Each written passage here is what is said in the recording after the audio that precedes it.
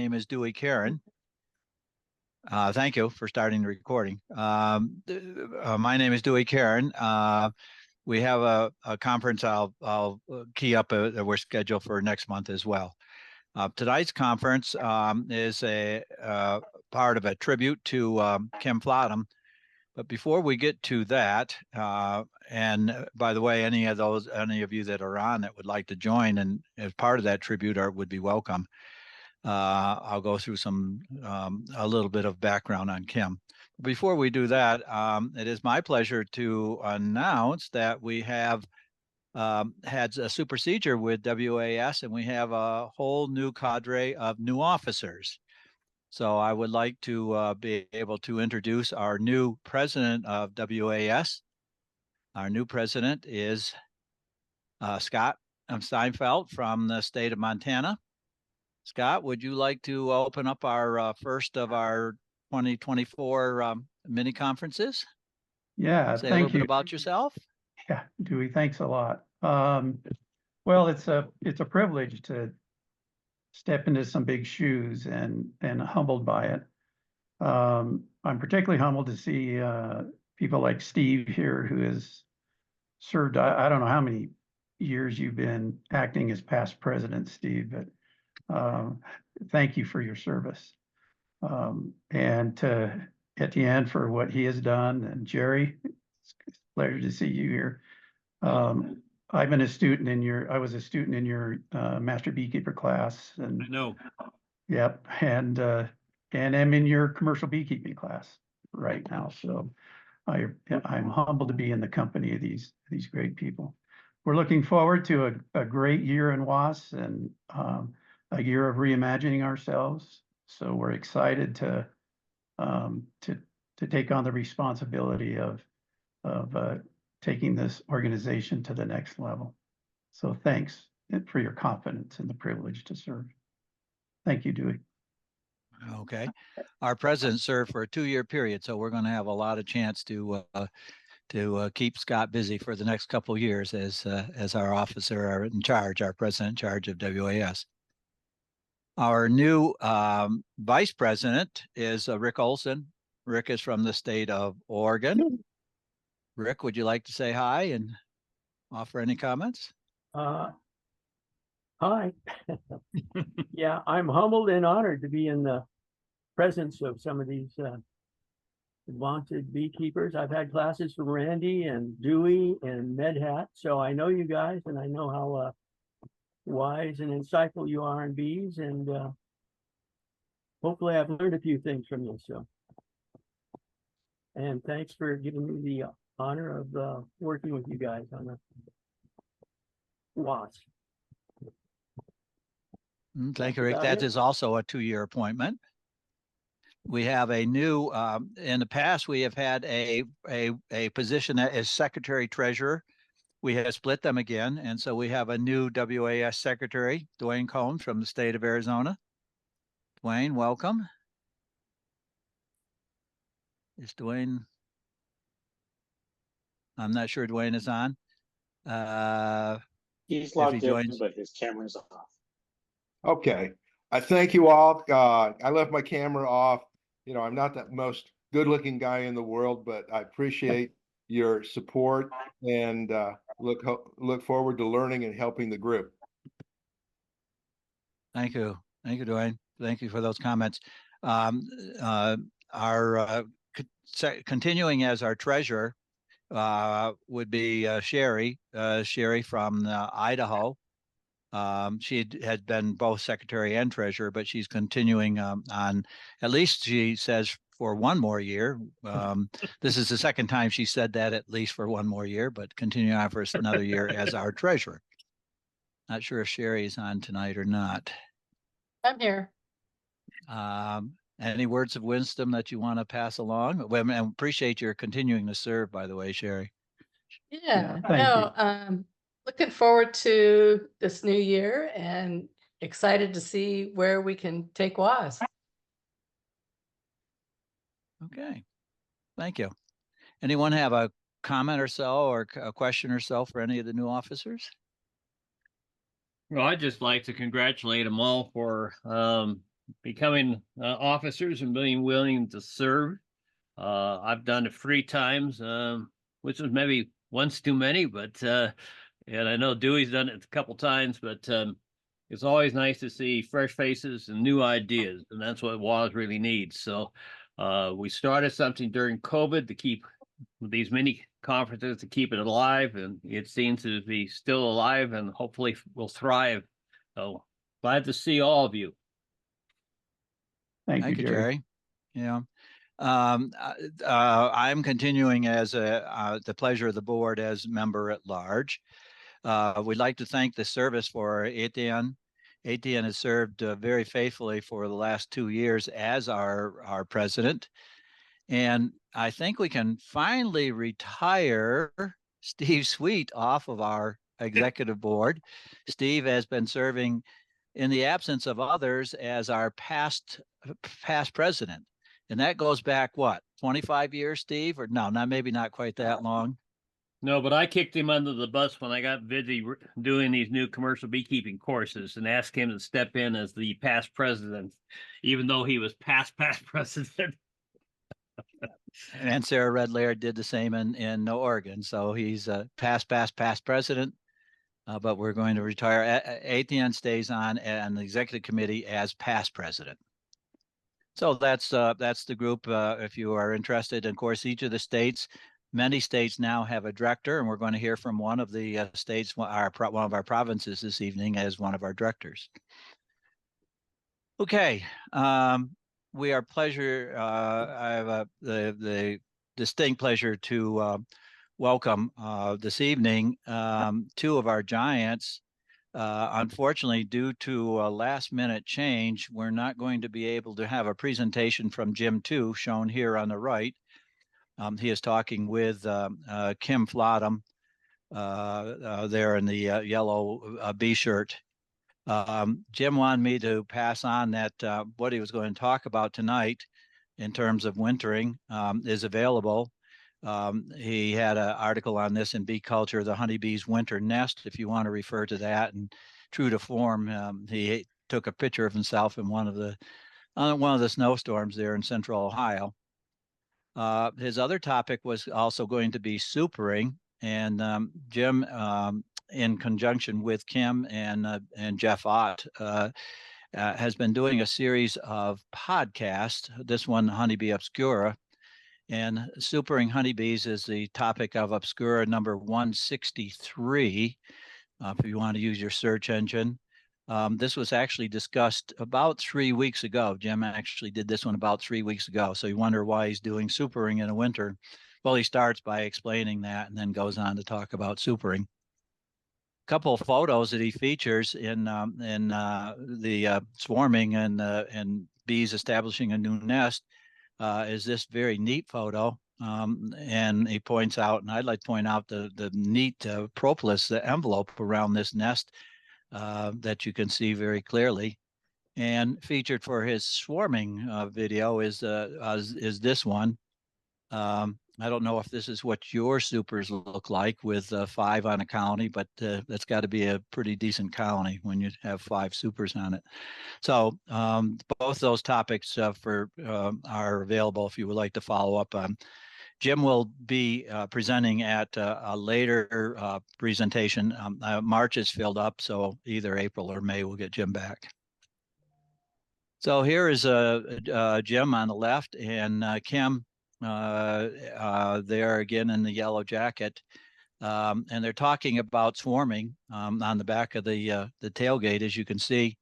Requisite ladder in the truck, and Jim has one of those extensible poles that they're talking in terms of that particular information on swarming. And again, this was another Honeybee Obscura. This is number 67, Capturing and Hiving Swarms. So if you're interested in following up that topic, which Jim was going to say a little bit about tonight, and maybe we'll get him, and when we get him back with this topic or one of the ones similar to it. I'd like to indicate our mini conference this evening is in part as a remembrance to Kim Flottum. Jim too had a 2-part series conversation with Kim Flottum, was in bee culture in both December and then just this past January. And if you're unfamiliar with some of the accomplishments of Kim, it is really a very revealing in terms of this interview because it is Kim as he talked through the years is normal. And if you've not had a chance ever to talk to him up close and personal, read the interview, and it would be very much similar to being able to have had a chance to talk to him. There's going to be a celebration of Kim's life, arranged by his wife Kathy Summers. This is going to be April 13th in Medina Community Church. There will be a meal served after the service. Kathy did say if you're coming from out of town, if you want to contact her, any questions or comments that you might have. I understand it's going to be a rather large gathering.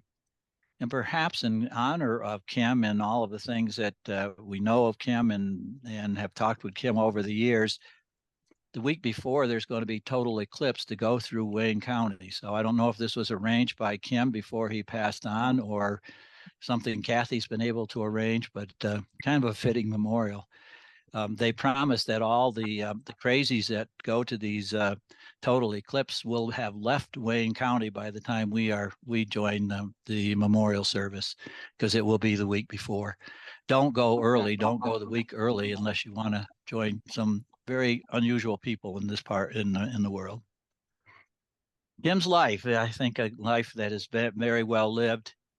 We will remember him. We will continue to hear him on past podcasts and the words that he has written over the years. I think he passed much too quickly.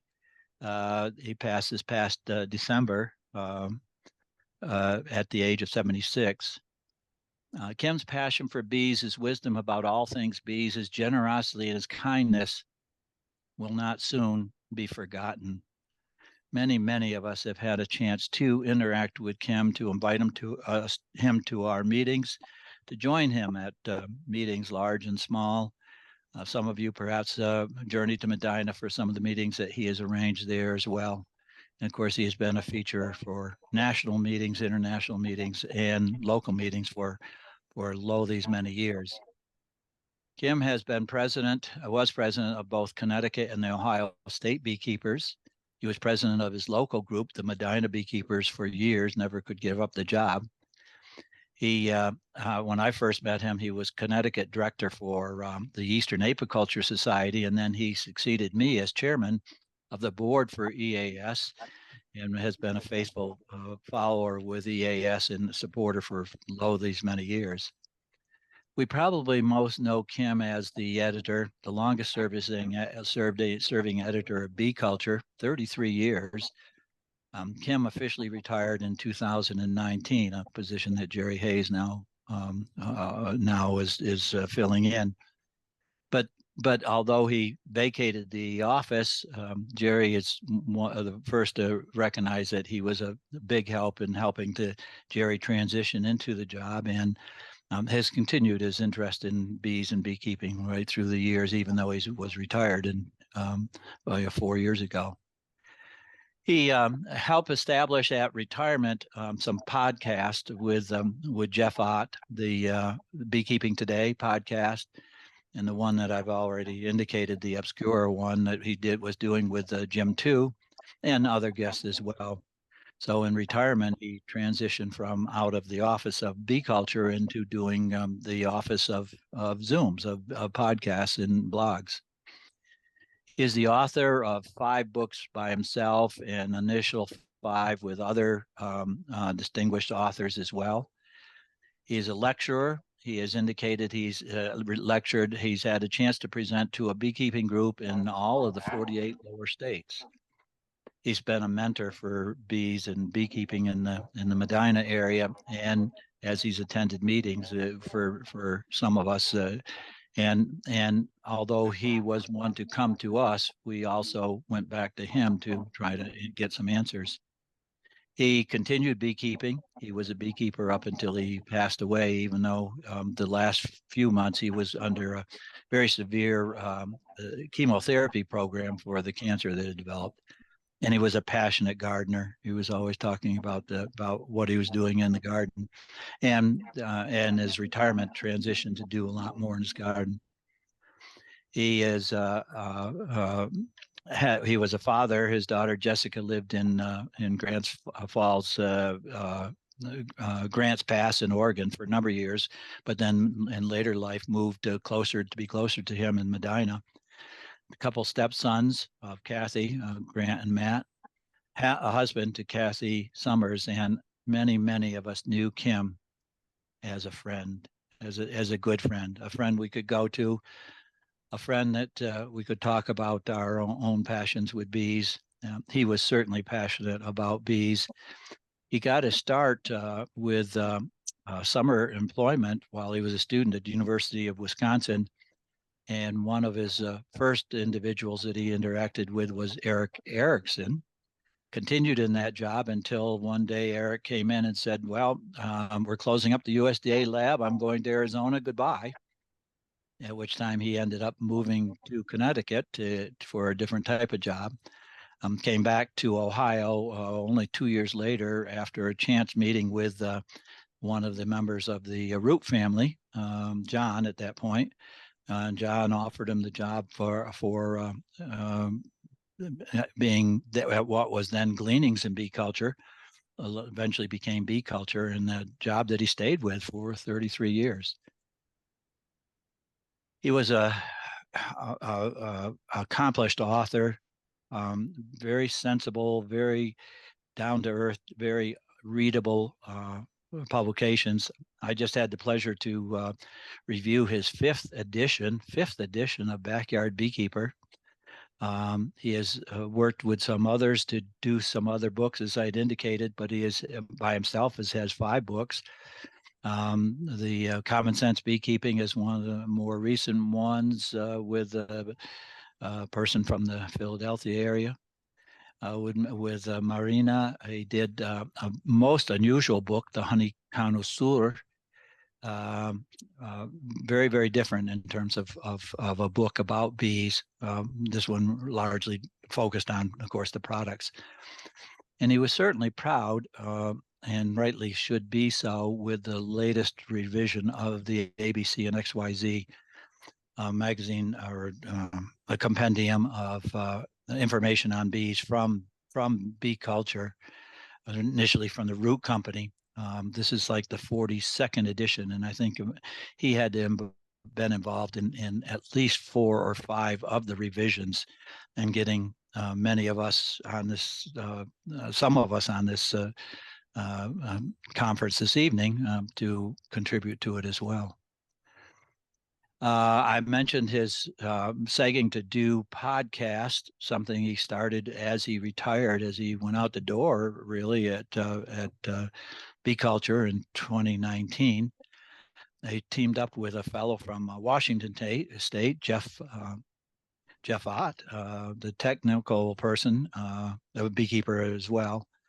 And the Beekeeping Today podcast, I think there have been over a couple hundred that they have done. And Kim is featured on most all of them, with many different guests.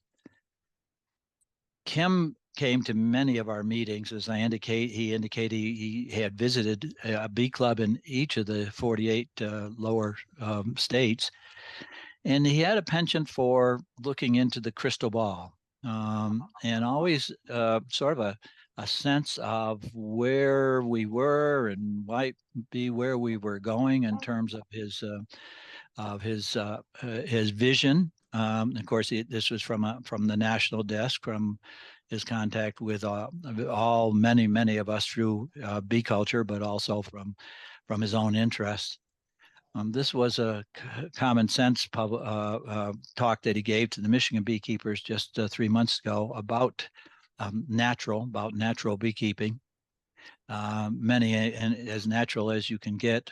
And one of his passions, certainly, in addition to plants, in addition to very practical beekeeping, but also the use of the products of bees is keeping bees in a sense of a stewardship with the bees. His own bees that he kept throughout the years. He had started initially in Connecticut 35 years ago, I believe it was, with bees, and had kept bees right along while he was in Medina as well. This is Kim presenting in Ireland, I believe. This is at Gormiston, perhaps an island. And he was curious, and as I indicated, like to give us sort of that overall impression from where he stood, well versed and well knowledged and well connected in the industry of what we are and perhaps where we were going, and always with a flair. If this photo means anything, it's you saw it every time that Kim would give a presentation.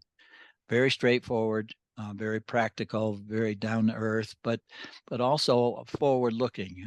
As I say, looking into that crystal ball of where we've been and where we were going. Always well presented, always well illustrated, always thoughtful. And then following that, he had the patience to sit and talk with Joe Beekeeper, Debbie Beekeeper, talk with the smallest of us, and of course those of us that considered him a friend and a colleague, and wanted to get his viewpoint as well as share our own with Kim. Always open to a very frank discussion about bees, and always very. He could be pessimistic, but virtually always optimistic about us and our beekeeping and our industry. So he has passed on. This is shortly before he was able to do so. These were his bees at home, and I suspect where he has passed on to, that Kim is continuing to teach others and to continue his efforts in terms of education about bees. He is keeping on being. All right. Are there any of you that are on that would like to offer some comments, or? Just looking at those pictures of his face looking at me just made me choke up. Was just love and appreciation of just times that I've been face to face with Kim. He just was a wonderful man and contributor to the beekeeping community. Thank you, Randy. Yes. The thing I'll miss about him, Dewey, is his laugh. I don't know if if you've had a chance to be around him when he's got tickled and he laughs, but it's a belly laugh, and he was just so fun to be around when he was like that. And I don't know anybody that could get him to laugh like Jim too could. They were great on that podcast together, but I've missed that part of his presence, I guess. Yeah, it was amazing, Scott. They both could get their points in, but they weren't stepping on each other as they were doing it. Yeah. Jerry? Dewey, you mentioned that he hit all 48 states. He came out to Idaho in 2014, and the interesting thing about him, I got some pictures here looking back at, he would just hold court. He'd sit in the middle and talk with everybody. And we had a pub swarm. And so we'd wander down the street with these Mylar balloons, and he would end up with the prettiest girls from point to point as he carried court along. And he came away there with a Boise State ball cap, and you'll see that blue and orange hat that he wore. He was in Rotorua, New Zealand, by the volcanoes, and it blew his silly hat off. And while he was there, he sent a text back here to Boise saying, "It's in a volcano, send me a new one." So it's always been a thrill to see him wearing that hat, just to think about how wonderful he was teaching the students here and holding court. We really enjoyed his presence. Didn't he enjoy those hats? He had hats from, I think, probably every of the 48 states that he had visited. Steve, did you see that the one black and white shot on a Beekeeping Day podcast? He had the Treasure Valley T-shirt on. Yeah. We strive to get those on you guys. Dewey, I chatted with him probably a week before he passed, and about a month earlier than that.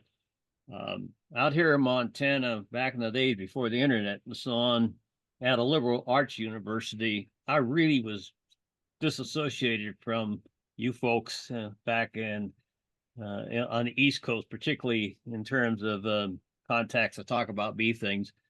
And when I was out in the 90s and started the work we were doing out there, I met you personally and Kim, and that started a long-term relationship.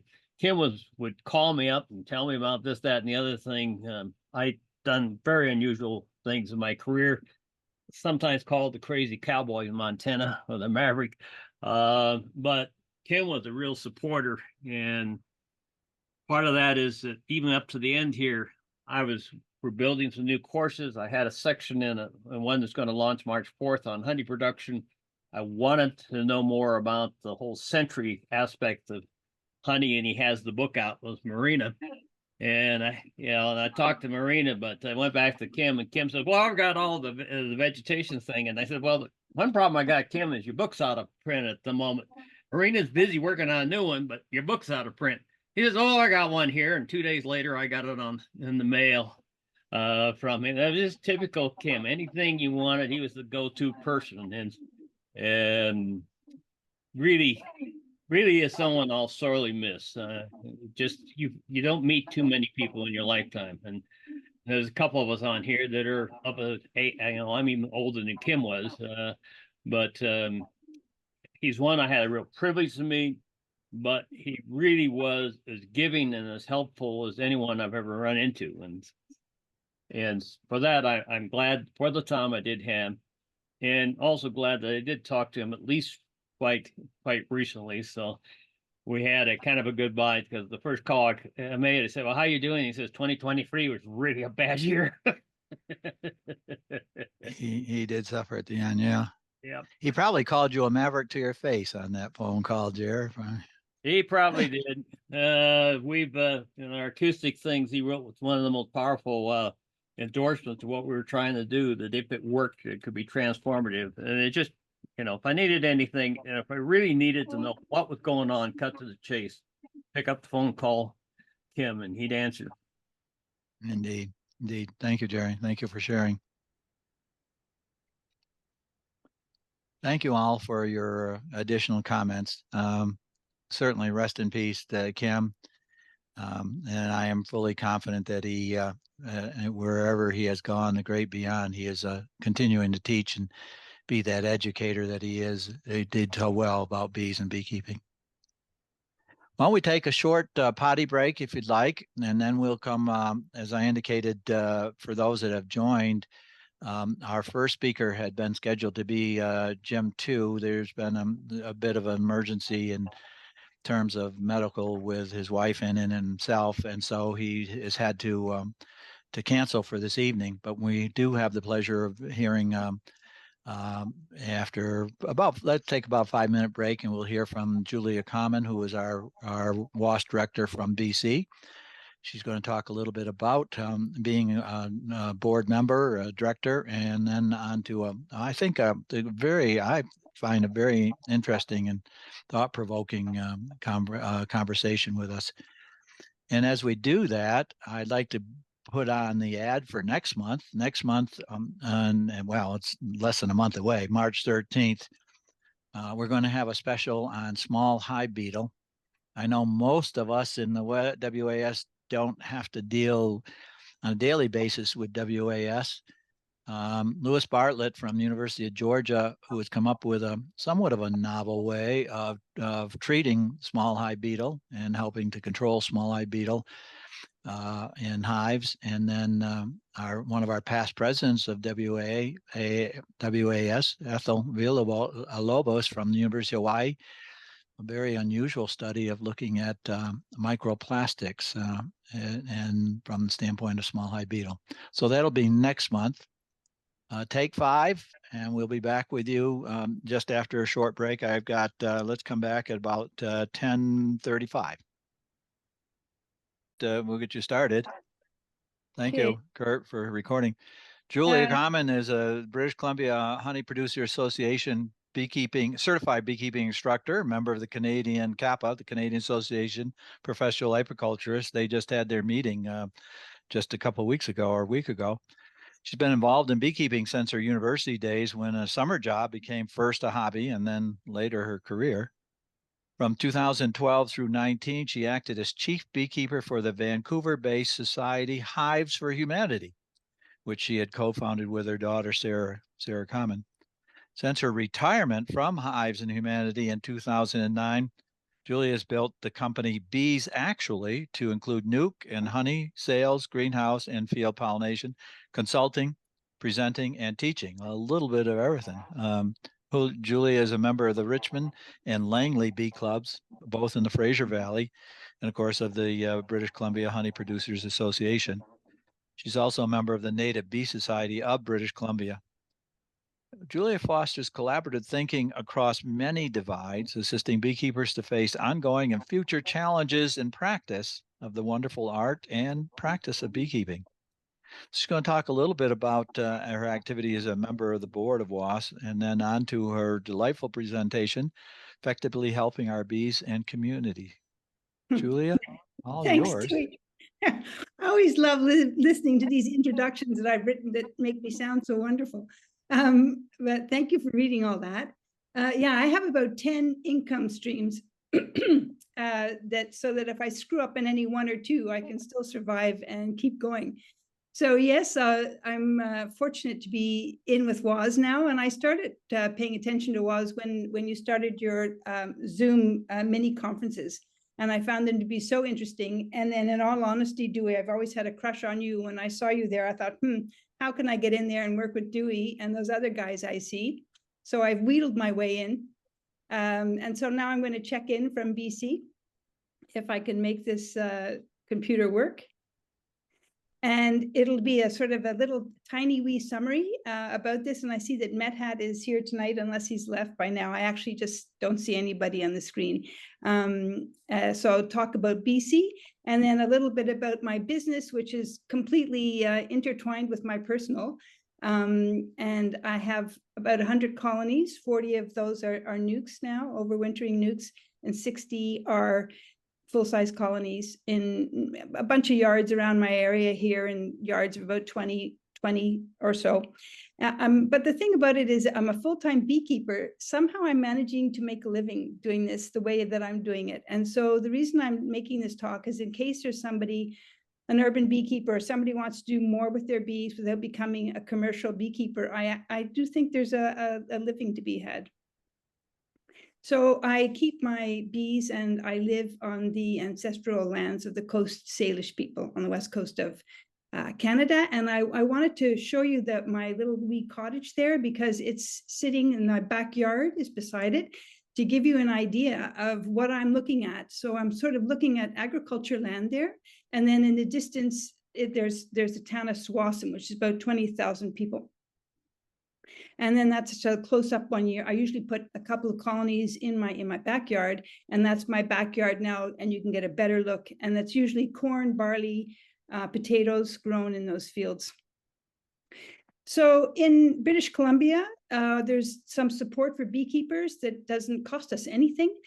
We have a provincial apiarist with 11 regional inspectors. And so if you're having difficulties, you can call in the inspectors, or you can talk to Paul Van Westendorp, who's our provincial rep there.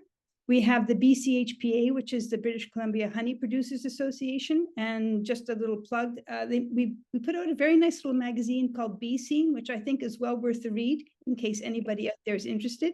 And the BCHPA started up a tech transfer program a couple of years ago. And that tech transfer program, Dr. Nuria Morfin has been really focusing on IPM with a focus on Varroa, and really working her way around the province, doing workshops over the past couple of years and contacting beekeepers on the ground. And then we have the Bee Breeders Association as well. And they have a really, I think, a very excellent Zoom series with breeders talking about their things of interest to the breeders and to the beekeepers as well. So there's a whole series there that's for free, and they also, you can donate. That's just a little plug for Bee Scene, our little magazine. And then across the country, CAPA, which is our professional apiculturists. We've got the Canadian Honey Council. And of course, the research also done in universities and working with these two societies there, the CAPA and the Canadian Honey Council. And then for regulations, we've got CFIA, the Canadian Food Inspection Agency, and that's looking at imports. And I think at this time, MedHat, I think they're doing a risk assessment now for opening the border to bees with the US, so that's their job. And then we have PMRA, which deals with pesticides, pest management. It's a pest management agency dealing with registration of products. So that's kind of what we have. And last week in Calgary, we had BTEC, which was the Canadian National Beekeeping Convention and Trade Show. And it was a very exciting conference to be at because I was able to go to CAPA meetings and then have interactions with the Canadian Honey Council. There were commercial beekeepers there, smaller scale beekeepers, hobbyists there as well. And they talked about many different topics. So there are many presentations, but then panel discussions, which were a time to kind of relax and let your mind think about the issues and thoughts over many topics, including honey, queens, what the queen breeders were thinking across Canada, how to replenish livestock, and the challenges of pollination and having enough bees to pollinate the crops that are grown. So that's my report there from there. And from there, we talked about the ongoing issues in British Columbia and maybe the oncoming issues that we're on the lookout for. And Varroa still pretty much #1 up there. Very difficult to get people to monitor for Varroa and to monitor before and after their treatments. And of course, discussions as to when we have a larger toolbox for controlling Varroa. We have a lot of blueberries in British Columbia, and we have a deficit of units. We're about 20,000-ish units short of pollinating the blueberries. And we have also an issue with EFB still ongoing in British Columbia, in and around blueberries, and not understanding really, is it EFB? Why is it happening? We used to have EFB in the spring, but now you can have it right through the season. So research is being done on that now as well across Canada to try and figure out what are the stressors involved with EFB. I'm no scientist, right? Plodding beekeeper here. Northern giant hornet was discovered by some beekeepers on the Vancouver Island 2 years ago, and they also eradicated that nest. So we have been on hornet alert and not had any more sightings since then. Small hive beetle has popped up here last year, kind of on the border with America. In the Fraser Valley. So about 10 beekeepers reported that they had a small hive beetle. So these beekeepers now, their bees, they're not allowed to move their bees. And I'm not quite sure what's going to happen in the spring as a result of this, but just that we are on alert for the small hive beetle. Many more questions than answers on what would happen if, or how that beetle will, how the life cycle, if it will carry through here where we are. And then Tropilelaps, there was a lot of talk at the conference about this, and the worry if it comes to our country and our continent here. And of course, in British Columbia, we are right two very busy ports, lots of containers coming into the ports and then traveling across the country on trains and things. And of course, one way that this can get in is coming in on a container ship as a little cluster on one of these containers. So again, kind of high alert there, I would say, but we don't have this problem yet. And then the ongoing challenges that we have in BC and the opportunities as well. Winter mortality, always, as you know, a little bit of a crapshoot. Are we going to have a good winter or not? If we have high mortality, how do we intend to replace the stock? And then this is where the queen breeders come in and trying to up our productions of our queens. And there's been ongoing discussion on that. How can we up our game, so to speak, really? You know, and then the back burner is there are people wanting to open the border to have bees come up from the States, others who do not. So that is an ongoing discussion. And then the old climate change that we're all facing. And here this winter, for instance, we had a real cold snap up in the Okanagan and the Creston Valley, and the cherries have been really severely damaged. So those beekeepers who have pollination contracts with the cherries have been told that there will be no contracts this year. So these are some of the economic challenges we have now, how to fill the gap when you've lost a pollination contract.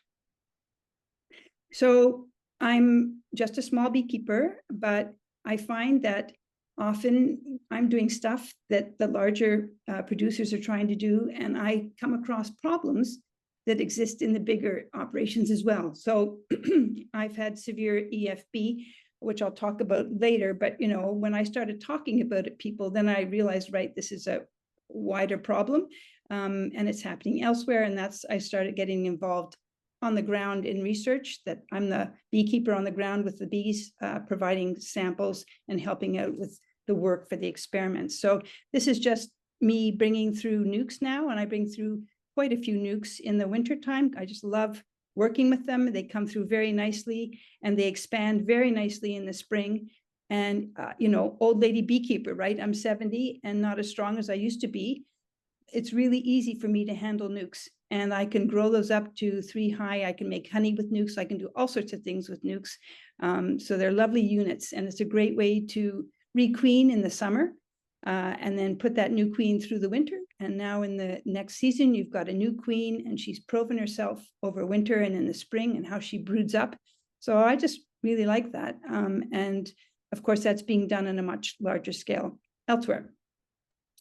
So in this talk, really, it's, you know, when we're working as urban beekeepers or as hobby beekeepers, often, you know, you have to look around, I think, and figure out, you know, what can I work with here, and who do I trust?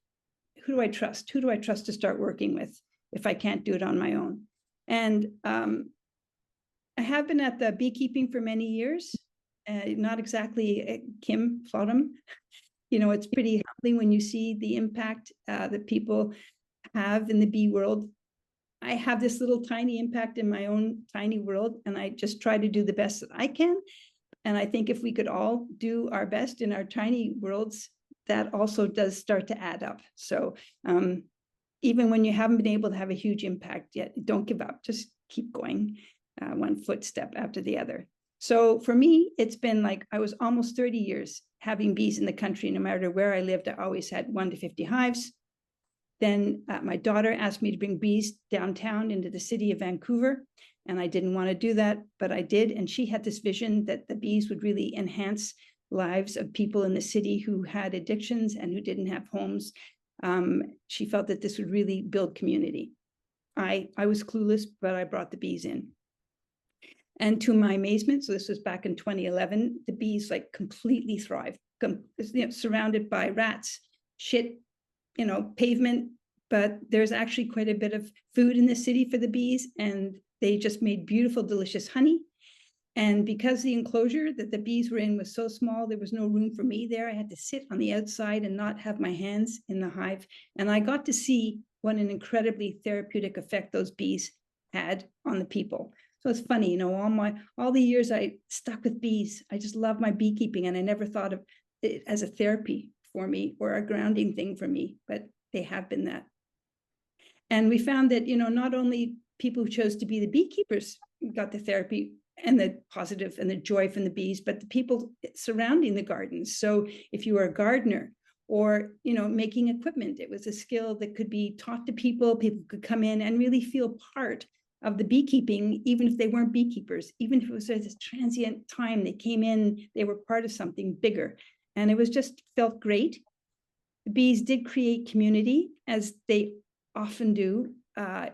Everyone loves honey. Everyone loves to share honey, flowers. It just started to feel amongst all the kind of despair that, oh yeah, hope eternal in those bees. Aren't the bees wonderful?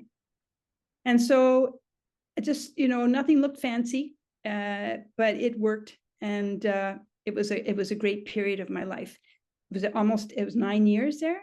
But I just have to say that working downtown with bees there and with people totally changed how I beekeep, because I finally understood the stress, what stress does to a human, what stress does to our bees.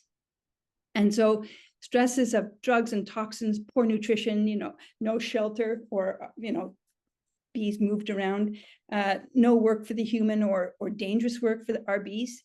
So you replace the stress with kindness, and you give safer work for your bees, or safer or work for the human, a proper home, habitat, good habitat, proper diet, cleaner environment, reduced drugs, more care, more beekeeping, and things just turn around for the bees. They become vital. And it was downtown when I was looking at people completely dragging their bodies along the streets and realizing how stressed out they were. And then I would look down at my bees after they came out of blueberries, and they'd be dragging their bodies across the frames. And I thought, oh man, right, the bees and the humans.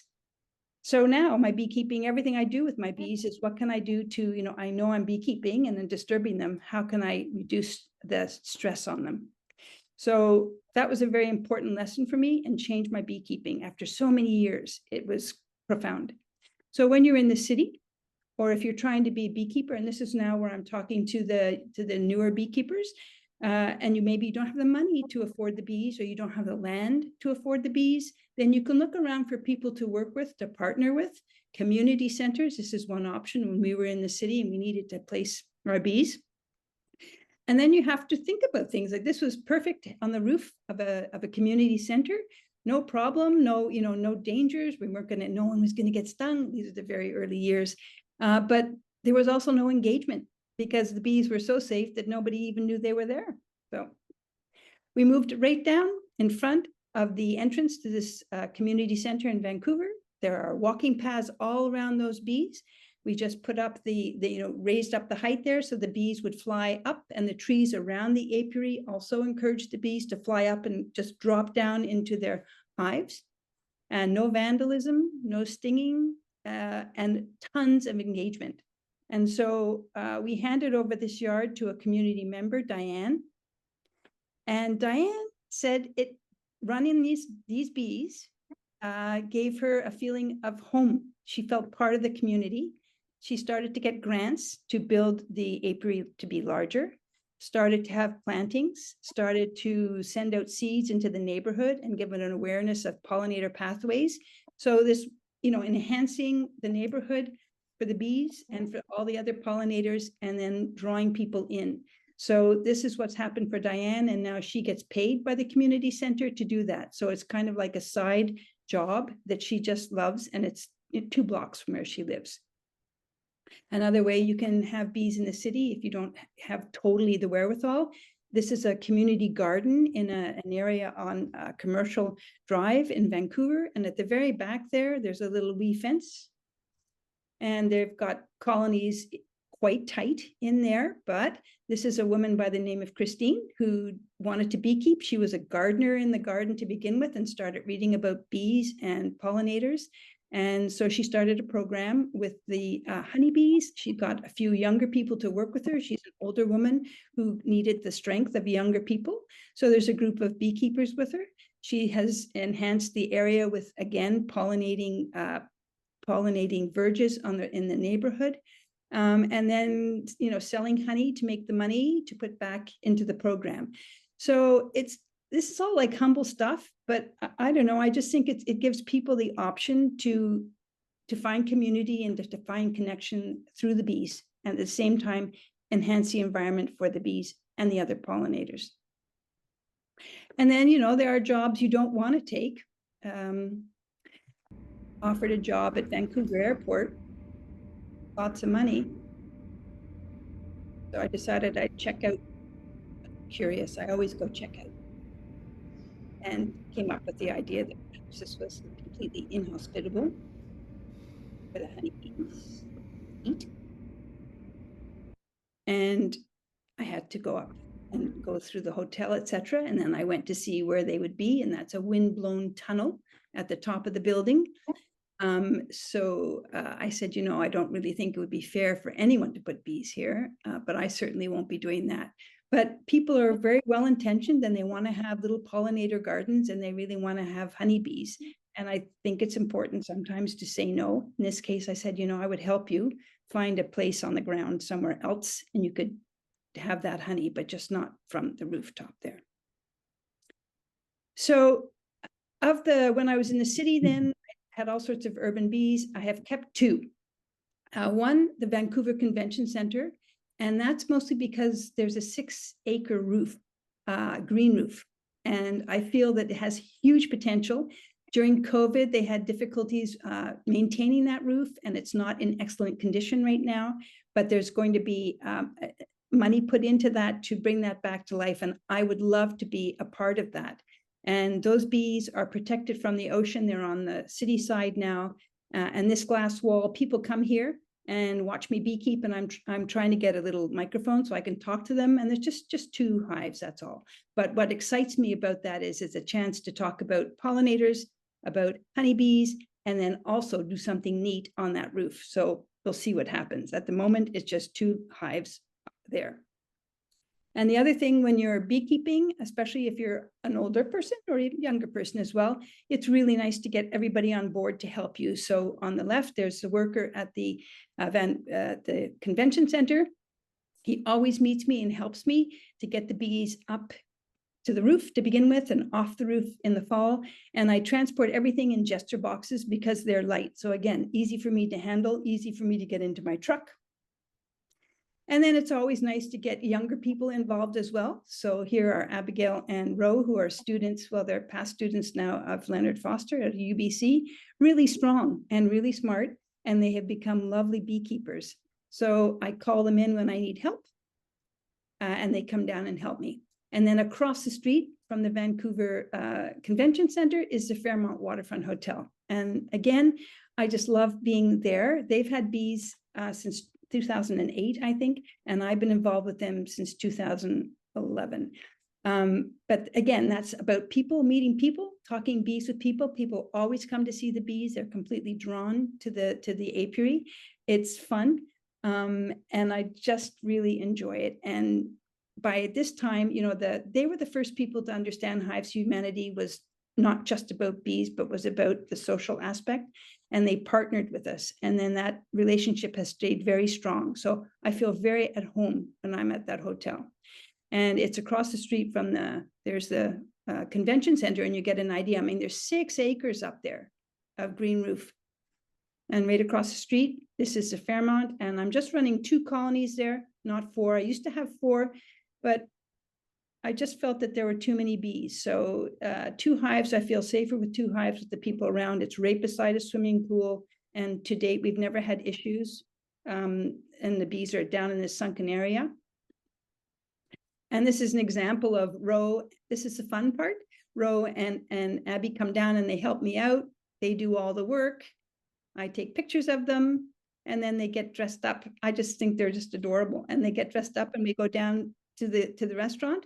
And everybody knows we're the beekeepers, and it's just a lovely time. So there's a lot of joyful moments as well, plus the chance to talk to many people from around the world about bees and pollinators and what they can do in their own countries. And the Fairmont Waterfront, they've got a very interesting, everybody's on board with the bees there. And that's the group that they are the ambassadors. I hope you're not seeing this dark screen thing. Oh, went back. They're the ambassadors there, and every day they have groups of about 20 people, and it's free. Anybody can come, and they take them around to see the bees and talk about the pollinators, and they go into the pollinator garden. And also at the waterfront, they've got a bee hotel to show what you can do. We have events where we talk about honeybees and pollinators. They've actually made a big feature of, I can't see any, are you seeing the black screen on top of this? Anybody there? Oh, it's all quiet. Anyway, that's the pollinator. We have the colored screen, so it looks good. It's okay, thanks, whoever answered me. It began to think you've all gone to bed or gone away. Anyway, so this is, they've really started to highlight their garden now, the chef's garden, that he can come up, the potager garden. And so people come to look at that. And then as part of that and helping pollinators, this is chef and a fellow who made gelato from the honey and just doing some beekeeping. And then these really fantastic pollinator meals at nighttime that are just complete magic. And people come in and they have a pollinator dinner and chef explains everything. And I come and talk about the bees. So it's kind of cool. But back in the country, what do? It's field blueberries, field pumpkins, and greenhouse strawberries. I've stopped with the blueberries because I finally did an economic analysis of what it cost me to put my bees into the blueberries, given that the bees got sick all the time. In the old days, I used to super my bees coming out of blueberries. I'd go in with it 1 unit and I'd come out with 1 unit plus 2 nukes and honey sometimes. And now usually they stall out and then they get sick afterwards. So 2018, I got involved in the research about trying to make, to see what was going on with those bees. And of course, that has become another income stream for me because that got me involved on the field level with the researchers. So as depressing as it is that we can't figure out what's going on, or I don't know what's going on with EFB yet, it has been a way again to try and make a difference in the bee world. Pumpkins, my bees do very, very well on pumpkins. So I do about 50 acres of pumpkins. This has been a very interesting project, working in the greenhouse with strawberries. And I got down to, didn't know what to put into there. So I ended up putting just 5-frame nukes in there, and I put them in for 2 weeks. So I never have to manage them in the strawberries. And it's fantastic because it's, again, light. I can manage it. The grower loves the strawberries. He says, my bees are ballerinas compared to the tap dancing of the bumblebees. They do a very good job for them, and it's income for me from February to November. But big project that I'm really loving is working with a group, a developer called Century Holdings on this land where I live that I showed you called Southlands. And it's a plan to have an apiary on a site for 5 years while the land is waiting to be developed. We're turning it into an apiary and a pollinator kind of meadow that will be there until the land gets developed. And then it will move to another place on the project for a permanent site. So this is where I used to live on this piece of land. This is about a couple 100 acres down from where my cottage is right now. And you can see that in the background, there's new houses there. And in the old days when I lived there, it was fields and I had bees and classes and all sorts of stuff going on, and a meadow. This is about 20 years ago. By the time 10 years ago, it was not so diverse. It was way more grasses. And now if you are at that house and you're looking out around you, street houses, that has always been a garden still there with some barns. That's now an event barn, the red one. And it's kind of like a whole center for houses. This used to be all open field behind me. So that shows the difference then. That's a developer. They moved me out of that house. And then if you look one way now, it's the Grange is this building over on the right, which is mostly farm activities. This is about 500 acres of land that they're developing, but of the 500 acres, about 100 and some odd are going to be houses. And then the rest, the 80% left, is farmland still, and some that you can see the forest. So they've got these little raised beds, and people who buy houses in this place, they get over 80% people want to have their food. And so they have these little plots. People come out, they go to their plots, they socialize in these areas. And it's this community he's created. And so you either like weep when you see land being developed, as I might have done and just run away, or I stayed. And I'm figuring out a way to embrace the development and work with a developer who I feel has a lot in common with me. And so, you know, they are a beach community. The ocean's right behind me here, rooted in farming and food. Everything they do, they consider a bloom schedule. We've been talking, you know, what's lining, there's verges on the roads running through the development, which is pollinating plants as well. The bees like go crazy with that. It's amazing. 6 feet on either side of a road makes a big difference when it's going through a couple of 100 acres. And at the same time that this development was going on, I was taking the pollinator stewardship course, and I was wondering, I wonder if I can do something. I wonder if I can make a sanctuary somehow. So if this is the land, I live somewhere over here. I'm off the screen, but I live up here, and I'm surrounded. Oh no, I live there in that box. I live right there. And so this is all the farmland around me. And this is where I used to live, that big house.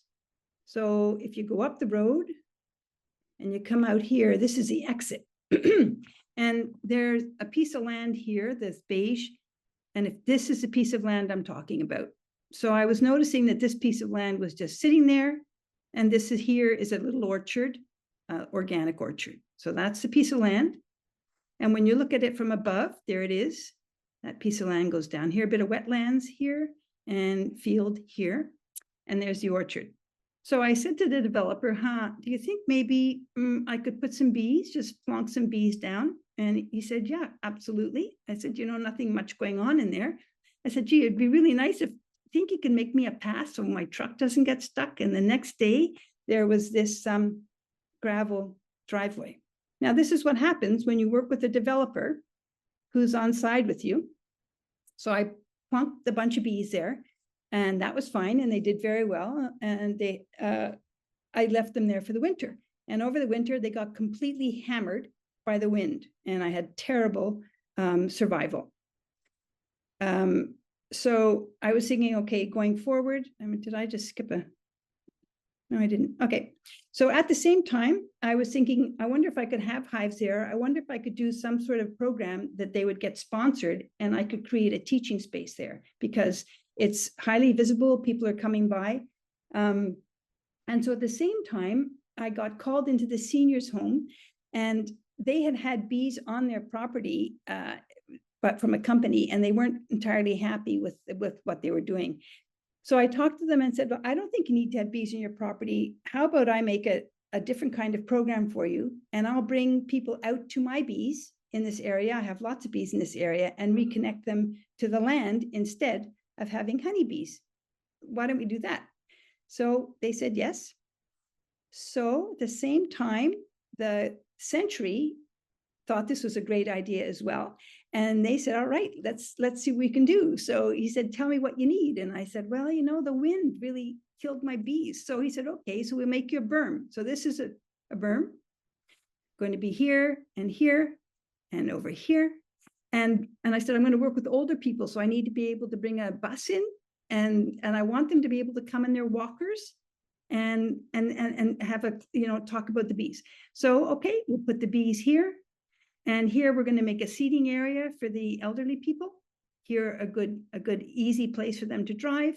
We'll bring in trees in pots and let them grow there, and they'll protect your bees from the wind, the trees, and also the height will help you with your, I said, I need to have the flight up high. That'll keep the bees up high. So that's good. You know, I just would have a conversation, and the next thing, this kind of plan would come to me. And then the machines, the boys and their toys, everything started arriving. This is broken, starts to clear. And then every day I would check this after my beekeeping, because it's actually 3 minutes from my home. You know, who knew there were so many types of gravels? Different piles of gravels would appear. The machines bringing them. Then another dump of earth would come, and the next day there'd be this hill all around where the bees were going to be. And I was really having a hard time seeing it because it was just so much more grand than I ever imagined. And then this is when it starts to shape up, and I can see this looking like the diagram.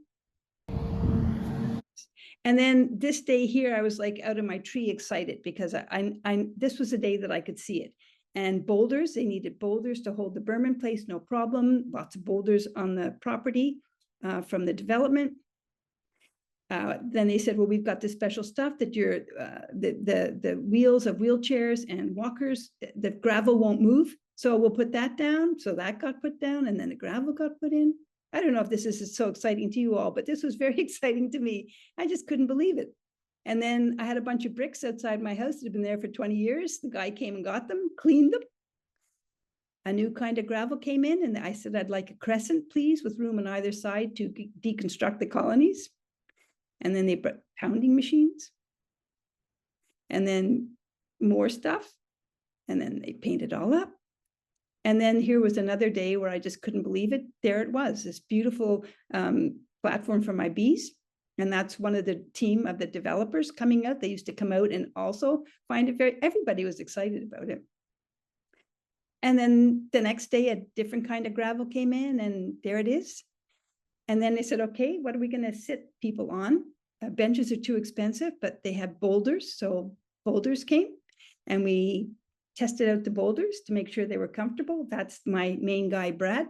And yeah, they were very comfortable to sit on. And we, they had to change the height for us, but they were very good. So we thought that's a good idea.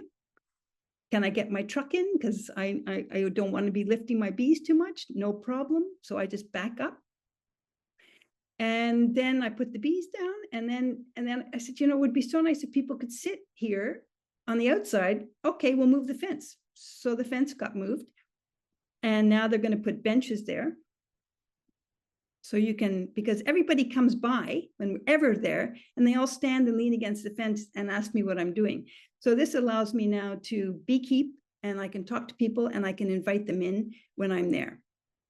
And then I said, geez, it'd be nice to have a few signs about pollinators. Okay, tell me what you want. So I would just list out what I thought. And they had a designer who designed a bunch of these posters that will go along the fence line. So as people are walking in and out, they can read. And so this was all happening at the same time that the one residence decided to go ahead with the Be a Bee Health program, we called it. So I just got to know those people by going in and did about 8 presentations, all about the bees and honey and wax and all sorts of stuff like that. So I could get to know them and understand what they were capable of, and that they would trust me. Because I think always with bees, you really need to know the people, and they need to trust you, because usually they're frightened. And also we did field trips.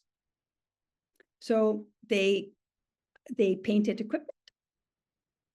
And then it wasn't ready because it was taking longer than we thought, because it was started to be such a big deal. The apiary just grew and grew in kind of its grandeur. So I put them in my back garden and invited them down so they could see the bees in action. I wanted them to see the bees in action. This was July.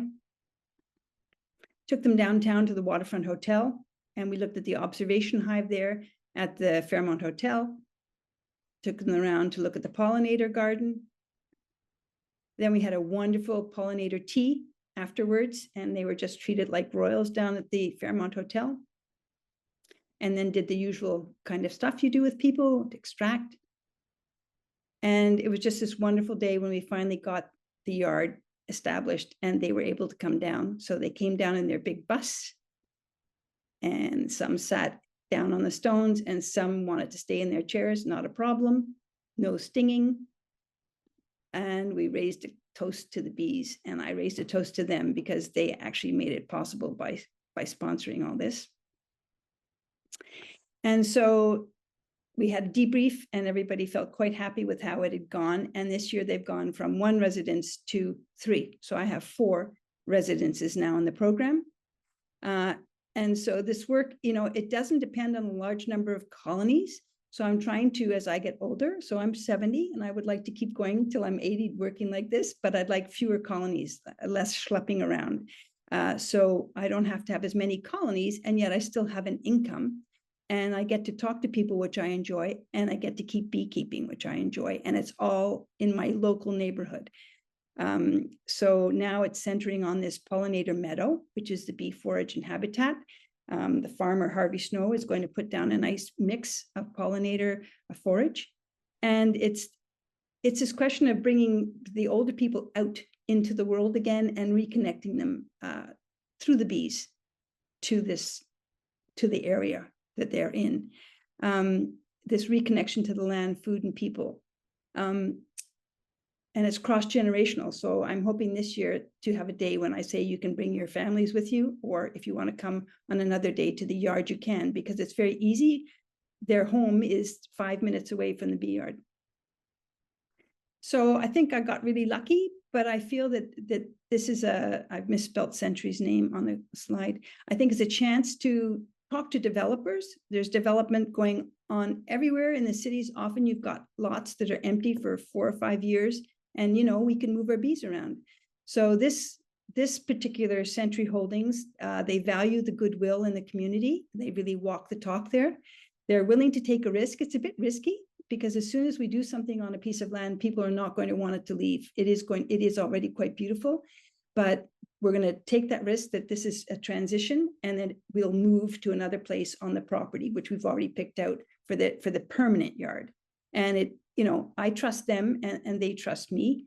And the most amazing thing about it is they have all the resources and expertise that I don't have, and they have all the money that I don't have.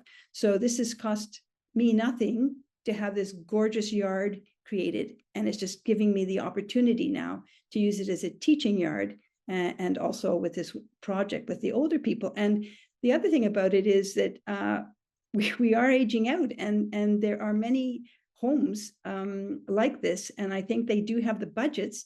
And this home is also, they've applied for a grant. There is money available to support seniors, and it's a bonus if it's a senior. Teaching seniors. I'm a senior, so there's another big bonus. So all I had to do was have an idea, and I was pretty motivated with this idea. And then we've worked with one another to build the idea up, and I brought livestock and equipment. I have some bee and pollinator knowledge, working on that still. And I've been around for a while in this neighborhood, and then coming in behind me now, I'm hoping to be able to offer this to residences who don't have money. And I have a long-standing relationship with quite a few farmers who I have in charge for pollination, and who have said they will support me and sponsor colony here. I'm working with the West Coast Seeds. So there's another sponsor for the seeds, and we can be doing more with that.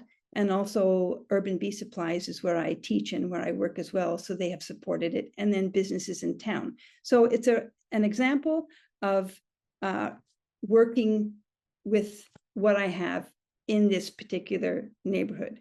So I'm just saying that if you're a beekeeper, or if you're not a beekeeper, but you have bees or want to have bees, there are ways to generate money, and there's ways to make a living without being a commercial beekeeper. Which is what I'm doing. I'm making a living doing this. So just look around to your potential apiary sites and partners you might work with. Know the bylaws and the neighbors. Are your bees going to be accepted into the area that you're trying to put them in? You need to do your risk assessment. For your bees and your people, the bees have to be safe, so do the people. And time, figuring out how much time it takes a while to figure out how much can you do. And of course, what kind of support do you have, and insurance? And here, the finances and the budget, I never even look at that. So I just decide what I want to do. And somehow it has worked out for me that when I decide I want to do it, the money has followed, and that's not how you're supposed to do it. So I cannot talk to planning like that. And the end of the slide is just chef. I just never tire of seeing people's joyful looks when they go from being completely fearful of bees to being able to put their hands in and have a lovely time working the bees and getting the very positive energy off the bees, because I love bees a lot. So bees and humans. So that's that may have been not what you wanted, Dewey, but that's what you got from me tonight. Fascinating, Julia. No, that's exactly what we want. I admire your enthusiasm and your drive and your energy. And I guess you must have a golden tongue to be able to talk them, to get all those big machines there and all those young men with the strong backs and weak minds and all of what we need. It's like magic, Dewey. And this is what, but that's so easy for them. It would be so impossible. Like move a fence 6 feet. Yeah, no way. It's done in a day. And I just bring honey. Oh yeah, honey's I give honey to everybody all the time. So yeah, I'm thrilled. Sorry, I'm just grinning because it's like, I can't believe this is happening. And it means I can do all this stuff without having to drive my truck hours. That's a great thought on that. We had one question from Rebecca Sunderland. She had said, for the bees there at the Fairmont at the hotel property, how do you keep the bees from gathering water from the pool? Yeah, it has not been a problem because before we had the bees, well, we put a little pump, have a little pump close by that just drip, drip, drip onto a rock that's full of moss, and the bees choose to go there. And the only time that I had a near crisis was one day we have had these heat domes, and I was down, and the bees were landing on a bee brush and just being a nuisance. And I was so, my ego fortunately is shrinking over the years. This was a few years ago anyway. I was so full of myself because I was about to go on TV that I just, why are they being so irritating? And I couldn't get rid of them. And then I noticed the bees were chasing people around, literally by the pool, landing. Anyway, it was a heat dome and the irrigation had gone off. And the combination, and the bees were landing on their plants and not getting any reward. And this was going to be a very dodgy situation. So that has never happened again. And those guys pay attention to the pump to make sure that the water is always there. So the bees choose the drip, drip, drip onto the moss rather than going to a pool, which is 10 feet away. It has worked. And excellent. To get over that crisis, I think it's always good to know how to get out of a pre-crisis when you're in the city and you've got the chance of things going very, very wrong. I just, that night I stayed late after the TV thing was over when I realized what was going on. And I took out the old bees, leaving only nurse bees, and I fed them. So by the time I left at 10 o'clock at night, I had changed the situation, and then they were going to fix the irrigation the next day. But already I had changed the dynamics in the hives that it wasn't going to be an issue. Okay, excellent. John Miller had put a question in relative to bringing bees into Canada that MedHat has responded to. So if you're interested, look in the Q&A on that particular question and answered by MedHat. Thanks, there was Med. Another question, and I'm not exactly sure what the reference is to. It says, and from an anonymous attendee, do you have a written agreement relative to your hives there? But I'm not sure if they're talking a hotel or they're talking to your community development. I have written agreements with everybody. Yes. So the short answer is yes. I have insurance. Everyone always wants to see proof of insurance. And then I have written agreements as to what's expected by me and what I expect of them in return. And this is where trust does come in as well. Do you have a template for that written agreement, or it's kind of by each of them a bit different? I wouldn't have such a problem with templates. No, each time I try to make one up and write it out, and they all seem to accept it. So yeah, no, I don't have a template. I'm so sorry. I don't have a template for anything. Well, maybe that's for the best, one of a kind. Are there questions from any of the panelists? Any of the panelists? There are two on the chat, and they're both by Janet. And what were the major problems with town city planners and or town city councils concerning bees near residents? And also she just had about how have you handled any need for insurance? So those were two in the chat. Because I'm a member of the BCHPA, I get reduced rates in my insurance, and I have a nice insurance broker. And I think I'm 5 million or something like that for liability. I've never had any problems in the city because the bylaws allow for bees in the city, and I follow the bylaws. So that has not been an issue either. And I follow the bylaws. You're going to make some of us want to be up in Canada. I'm not even going to go there. Yeah, I know. Yeah. So we're fortunate in Vancouver in that sense. Yeah. Sure, I'll trade our ocean for your ocean just yet, though. Yeah. From any of the panelists, are there other questions? Any of Yeah. our All those No panels, questions. all the old pros. Yeah. No question, Julia, but you've just got me thinking about some different things that I might be able to do in my area with regards to, developers and trying to do some work with the elderly. And, I'm looking at putting hives out at the airport, which is much different than Vancouver. It's very small. So you just helped me to put my thinking cap on. So thank you very much. Yeah, and if you want to talk to me, or I would gladly do that. Yeah, the working with the seniors is because my sisters, I'm the youngest in my family, and I thought, God, we're all getting older. I'm 70. Shit, if you get into these seniors residents, you can be there for 30 years. So you better make some interesting stuff happen. So that's what motivated me to get going with the seniors. And then there's just a huge amount of money available for seniors. It's extraordinary. There are a number of grants, and these guys, I'm pretty sure they're going to get this grant, and then that's security for me too. So it's wonderful. And I'm not motivated by money. I'm motivated by doing it, but then it's so nice when the money comes along that I can keep living. It's great. Well, Mark Battershell, would you like to raise your hand? Thing. I'm sorry, Sherry. Mark Battershell, you have your hand up. Can you unmute and pose your question? Maybe he's just waving at me, Dewey. Maybe he's just waving, huh? Yeah. Applauding. Mark, are you there? Can you unmute?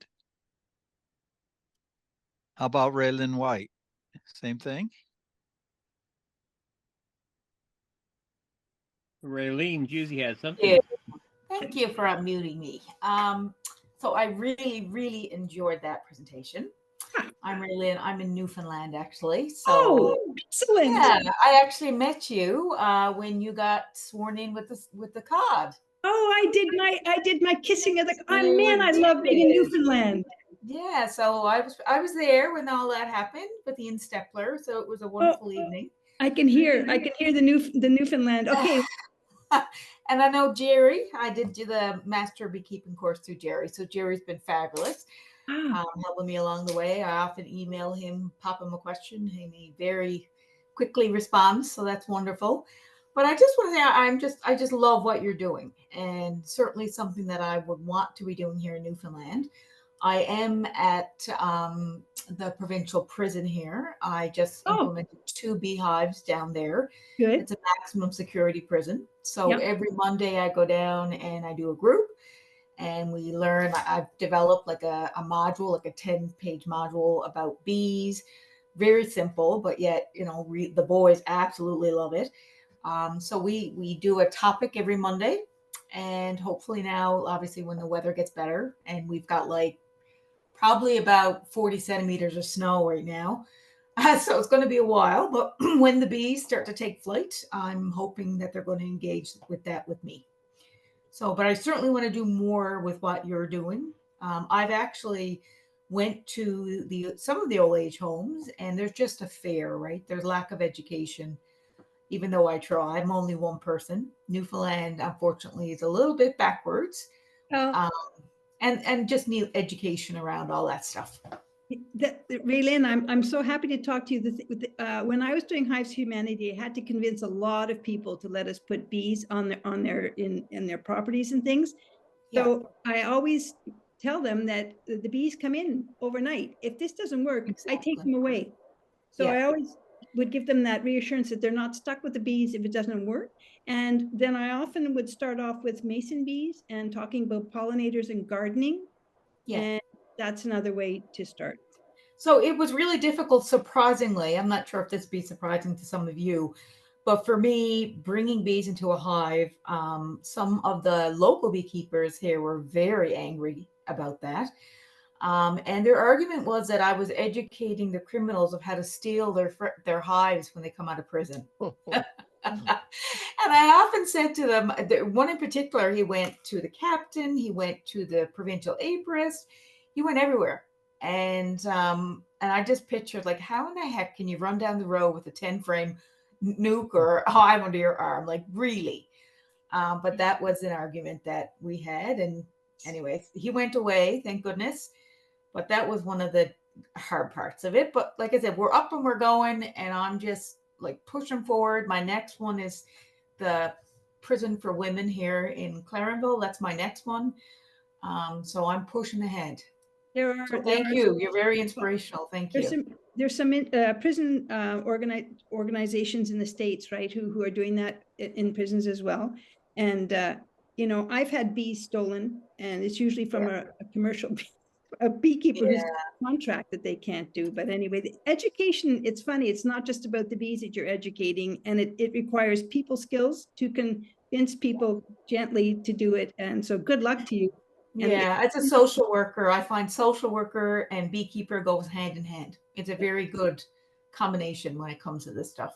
Yeah, lovely to hear. Thank you so much. Yeah. Julian? Yeah. Julia, just a couple quick comments. I don't know if they still do it because I haven't been back to DC in many years, but for decades, the Museum of Natural History at the Smithsonian had a beehive, an observation hive, that was flying the Washington Mall. And for those that ask, you know, always this thing, can people and bees mix? Well, they've been doing it for decades. One of the most active areas you imagine. Now, if you go there, you'll see it's a third story. You can see the port and the window up there and so on. It was always ironic that it was right beside the Orkin display that basically said, you know, and there are also some beneficial insects. But the other thing, though, is that part of the reason that I've been absent and asked Steve to step in as the past president was, is that we have been building on our connections with the folks working with veterans. And you should know that the group we work with, the group of nonprofits in Manhattan, Kansas, they got grants, and we're part of this to teach veteran soldiers for careers after service in agriculture, outdoor jobs, and of all of those outdoor jobs, and they teach all kinds of different crops and stuff. Those that essentially take the courses in beekeeping, and they've been doing this for 10 years now. We put a large number of them through, and now that's part of why we're pushing to the commercial, because we want jobs with that, in that kind of thing, or we want to set up our own businesses. What they have found, though, is the colonel we work with, his daughter, and they just was a couple years ago. She's a clinical therapist. The soldiers self-report that the most therapeutic outdoor activity they can do is keeping bees. 100%. They've got, you know, stress disorders. The other thing, you know, and this is, you know, certainly anecdotal, but the SAVE programs and Valor put about 1,000 soldiers through their training programs over the last decade. And of those that, you know, not all of them succeeded, and they have lost some, but those that took the beekeeping part, not a one has taken that last fatal step. So it really does appear that it is therapeutic. And it's partly for that is why I stepped back from law, because we had an opportunity to develop this thing for the soldiers who want jobs in beekeeping. And the commercial guys are going to Africa and South America and other places, desperately trying to find people who are willing to work bees. And a lot of these programs have failed when they try to teach them more advanced beekeeping than just keeping bees in their backyard. And part of it is that, you know, they just don't have the work ethic. But these soldiers are generally the ones that have active duty. And I imagine if you compare being in, say, in Afghanistan or Iraq or something like that, the keeping bees, a few stinging bees, is really not a big thing. I agree. I think I reached out to Hive for Heroes, actually, and I think, you know, we are a very cold island in the middle of the Atlantic Ocean.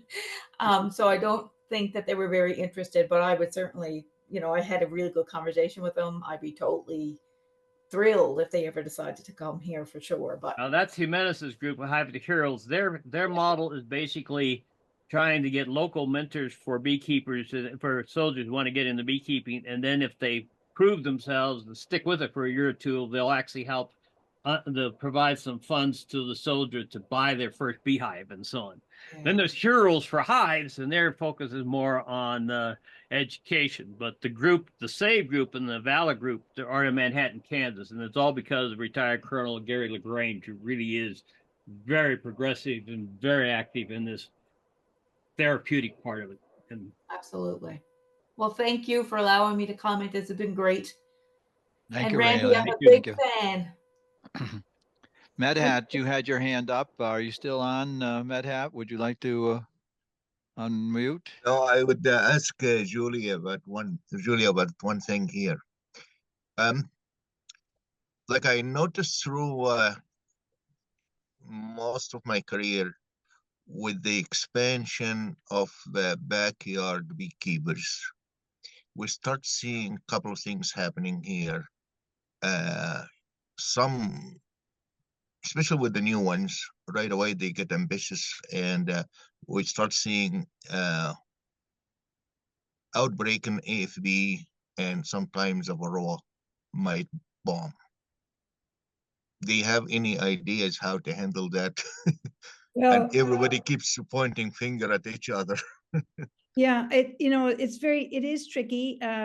The University of Oregon did that wonderful pamphlet on nuisance-free beekeeping or urban residential beekeeping. Residential beekeeping. Dewey, Yes. thank you for remembering the proper name. Anyway, I love that. I don't know how you reach the people who don't want to listen, Medhat, and it is problematic because we've got any number of hobby beekeepers. And so I'm trying to figure that out, you know, the importance of the bee societies and the bee clubs and the education that's available. But I don't quite know how you get to people who don't want to hear you, who don't want to do things. So it is problematic if that's true. I don't know if we've had these outbreaks of EFB here. So I don't have the answer, Medhat. It's like anything. It's been such a huge growth in urban beekeeping and with many, many new beekeepers. And we all know that it's actually quite difficult to keep bees alive. That's not really an answer, but I'd have to have a cigar and a whiskey with you, Medhat. Julia, because you mentioned grants and USDA is starting their grant cycle, I posted up for the lower people, both the Western SARE, the Sustainable Agriculture Research and Education, which has their farmer rancher starting up, and all of theirs are starting up, and also the USDA Specialty Crop Block Grant Program, both of which have funded things like hives for veterans and hives for other things, but they also do many research things. So if people are interested in looking at grants, there are 2 links in our chat right now. Thank you, Carrie, for posting those. Are there any other last minute question, or Julie, you want to have a postscript at this point? Well, when I'm working with people, I try to make sure that they really think they need to start beekeeping. And I've been trying to tell people, you know, you don't all need to get bees. You could share a call, you know, try and slow down the desire to have bees without the knowledge. And that's why I did it this way with the residences, because rather than plonking bees on their property, it's coming into an operation with a beekeeper who already knows what they're doing. That's all. Thanks, Dewey. Well, thank you, Julie. There have been a number of comments that have been put in the chat and saying what a fantastic presentation, and I certainly agree with all those. Thank you very much, and thank you for filling us in terms of what's happening in the province, and certainly your exciting programs that you have been doing. Appreciate it very much. Thank you very much. Thanks, Dewey. At this point, I'll turn it over